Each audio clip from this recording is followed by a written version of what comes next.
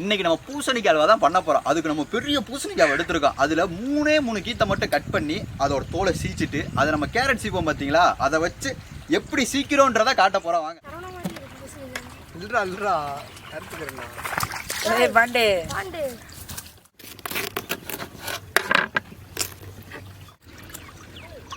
ரெண்டா கட் பண்ணிட்டு அப்புறம் சீரா என்ன சீரா இன்னொரு கத்தி மட்டும் எட்டு வந்துருந்தேன். நேரம் முடிச்சு விட்டு போயிட்டே நேரம் வீடியோவே வாயிலே முடிச்சிருப்பேன்.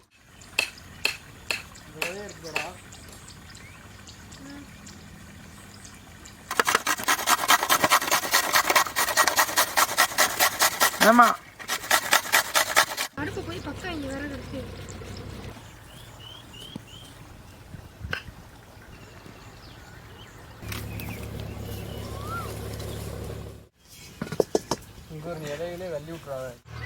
பூசணிக்காய் அல்வா பண்றதுக்கு ஃபர்ஸ்ட் நம்ம நெய்யை ஊத்தி முந்திரிய வறுத்து எடுத்துக்கோ. வாங்க.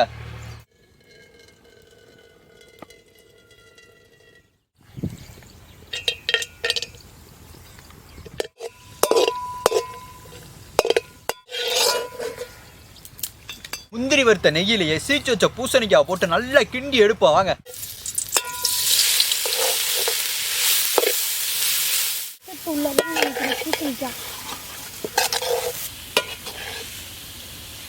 நல்லா கிண்டி எடுத்ததுக்கு அப்புறம் 1/2 லிட்டர் பால் அதுல ஊத்திடுவோம். வாங்க. கொஞ்ச நேரம் பால் நல்லா வத்தட்டும், அப்படின்னா அந்த பூசணிக்காய் வேகும். பால் நல்லா வத்திருச்சுங்க. இந்த நம்ம 3 கப்பு ஜீனியை அதுல சேர்த்து நல்லா கிண்டுவோம். வாங்க.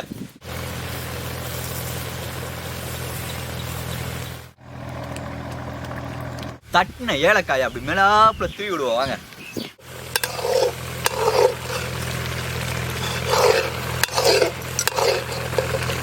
அல்வாவை அடி பிடிக்க விடாம லைட் ஹீட்ல அப்படியே கிண்டிக்கிட்டே இருக்கணும். அல்வா ரெடி ஆயிடுச்சுங்க. இந்த நம்ம இறக்குறதுக்கு முன்னாடி கொஞ்சம் போல நெய்யை விட்டு நல்லா கிண்டி எடுத்துட்டு இறக்கி டேஸ்ட் பார்ப்போம். வாங்க.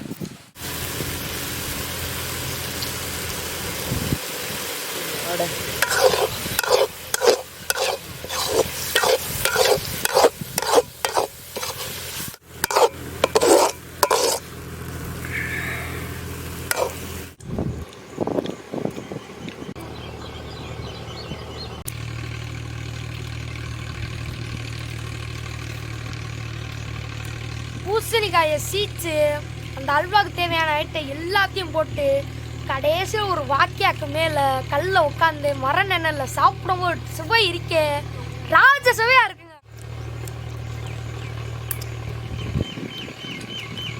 வாழ்க்கையில தாட்டிங்க பூசணிக்காய் அல்வா பிச்சிருச்சு போங்க. பூசணி அல்வா வாயில் வச்சோனே அப்படி கரைஞ்சிக்கிட்டு போகுங்க. பூசணிக்காய் அல்வாவில் அந்த நெய் டேஸ்ட்டு அந்த ஏலக்காய் டேஸ்ட்டு இருக்குது பார்த்தீங்களா, வேற லெவலில் இருக்குங்க. சொல்ல வார்த்தையில் அப்படி இருக்கு. போங்க. வீடியோ உங்களுக்கு பிடிச்சிருந்துச்சுன்னா லைக் பண்ணுங்க, ஷேர் பண்ணுங்க, சப்ஸ்கிரைப் பண்ணுங்க, மறக்காம பெல் பட்டனை கிளிக் பண்ணிருங்க. டிங் டிங் டிங். வர நம்ம வீடியோ தரோம். எல்லா குடும்பம் விட்டு மகிழ்ச்சியா பாருங்க, வீட்டுல செஞ்சு பாருங்க.